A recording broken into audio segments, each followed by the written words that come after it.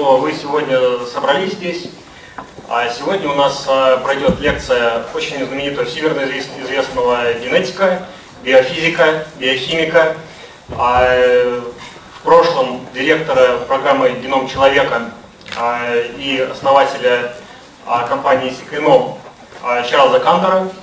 Чарльз Кантор в прошлом, опять же, был одним из директоров программы «Геном человека», их было 3. Джеймс Уотсон, Нобелевский лауреат, Фрэнсис Коллинз, текущий директор Национального института здоровья США и, соответственно, Чарльз Кантор.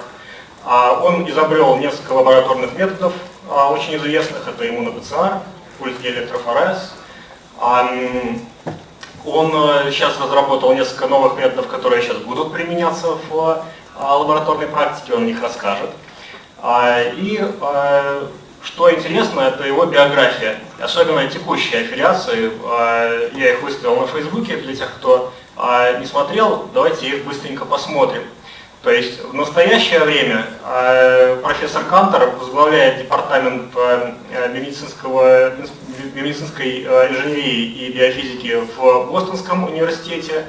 Он также профессор в University of California Сан-Диего, это Калифорнийский университет. В Бостонском университете он сразу несколько ведет факультетов и кафедр и возглавляет лабораторию. И вот это вот то, чем он сейчас занимается в коммерческом сегменте. Он вот с 1998 года до сегодняшнего дня член американского общества, американского комитета по биобезопасности.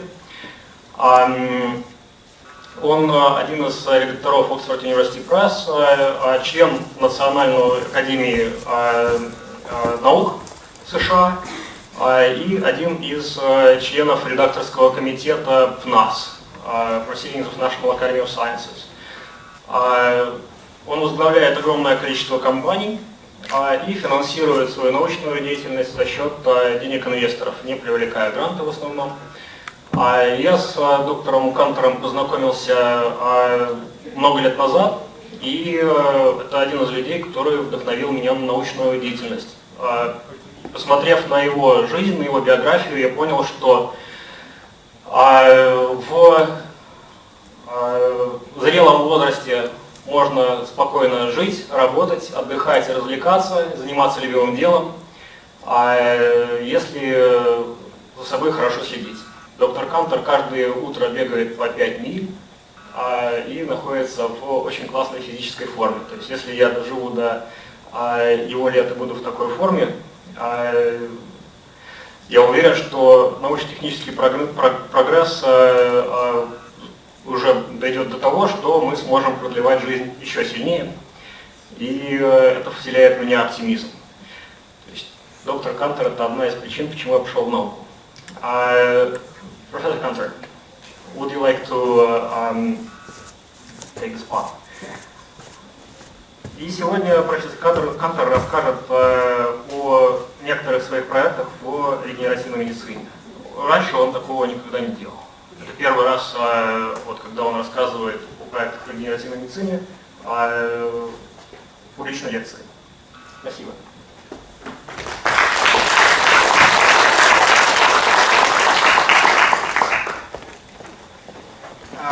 I'm going to have to talk in English. And I will try to talk slowly, but I will forget. So somebody remind me to slow down. It's been a crazy week for me because on Saturday I gave a lecture in Japan, and on Monday I gave a lecture in India. Here I am on Tuesday giving you a lecture in Moscow, but it's a pleasure to be here.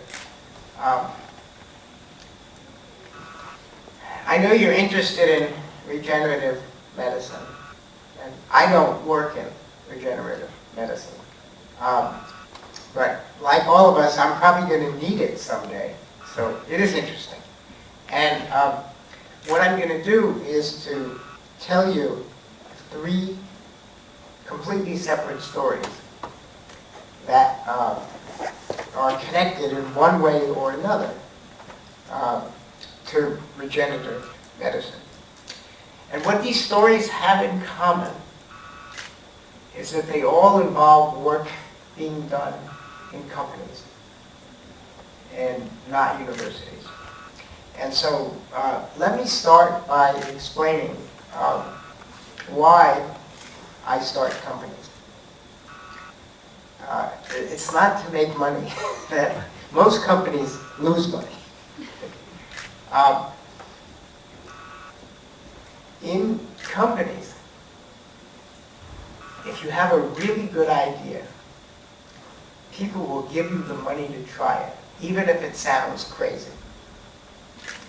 And at least in the US at the moment, that's not true in universities. Universities are actually, today in the US, more conservative than companies. So I like to try my crazy ideas. So I'm assuming that in the near future, we're going to start treating patients with engineered cells. The cells may be the result of elaborate genetic engineering or very modest engineering.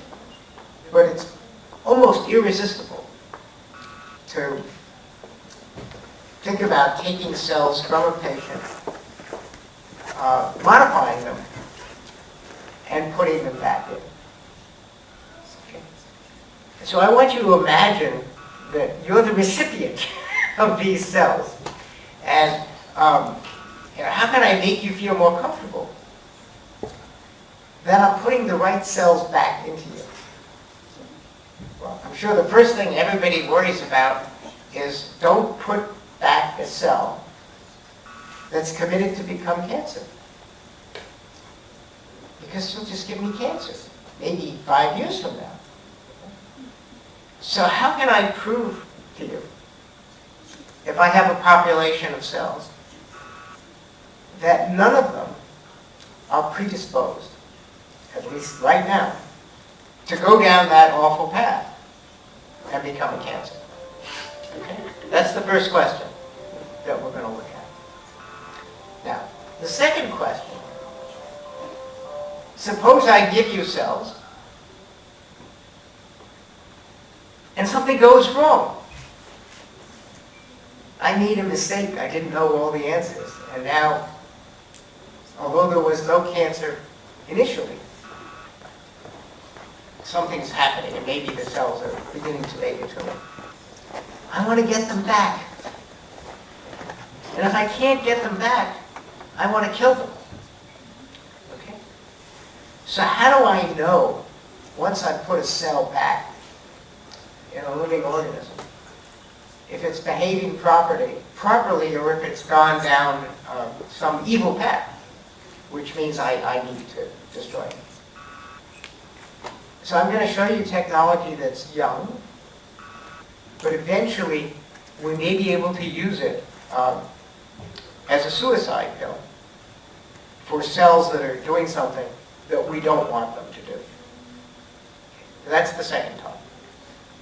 And the third talk is, in some cases, by the time you detect disease, there's so much damage that it's almost inconceivable that you would repair it. Think of Alzheimer's. A significant piece of the brain is no longer there. I doubt that you could reconstruct it in a functional form. Okay? So in those cases, we really have to prevent damage from happening in the first place. And that's the third story. So let's start with the first story, which is a company called Sequenom. It's a big company. It has 550 employees today. And it's now 18 years old. Sequenom does several things, but the thing I want to talk to you about today is a tool that it developed to look at nucleic acids by mass spectrometry And we're the only significant commercial effort that looks at nucleic acids by mass spectrometry. And the advantage of looking at things by mass spectrometry and not by more common ways is that there's a tremendous amount of information in a mass spectrum. And you can use that information in different ways. And we're going to use it to ask and answer many questions simultaneously. So we're actually going to take biological samples and use PCR to amplify specific genes or loci, the same way everybody else does, except because we're going to detect the products by mass spectrometry, we can work in hundreds of colors in principle. Whereas if I detect the products optically, which is what everybody else does, I only have a few colors that I can distinguish clearly before they overlap. Okay? So the fact that I've got all this space in a mass spectrum means I can ask many questions at once. And it also turns out that I'm more sensitive and I'm more quantitative than other methods. Okay? Now, why? Why do I want to ask many questions at once? I'm going to look at clinical samples. I'm trying to learn things about patients, or I'm going to look at cells, okay? And I can't use up the whole population of cells to answer my question. Okay? If I start to look one locus at a time and check out, 20, 30, 40 genes that I care about, okay, I need a large amount of sample. And frequently I don't have this. So this is what we call multiplexing. It's the ability to ask many questions at once. Now in this talk, I'm not interested at all in the details of the kind of mass spectrometry we do. This is what we do. Either you know about it or you don't need to know about it for this talk, okay? You can think of this as electrophoresis, and it's essentially accurate. In this kind of mass spectrometry, we look at intact small pieces of DNA. We make those pieces by PCR, and we fly them, and we measure their molecular weight very precisely. Since we're looking at DNA, as you can see on the slide, DNA is very simple. It only has 4 possible constituents. And you probably never thought about this before, but as you can see from the slide, the 4 bases of DNA have very different molecular weights. So if I measure at high precision the molecular weight of a stretch of DNA, I can determine how many of each of those bases is present. So every peak in a DNA mass spectrum is interpretable and predictable in advance. So let me show you a picture of the process. We start with DNA from a patient, a cell line, whatever.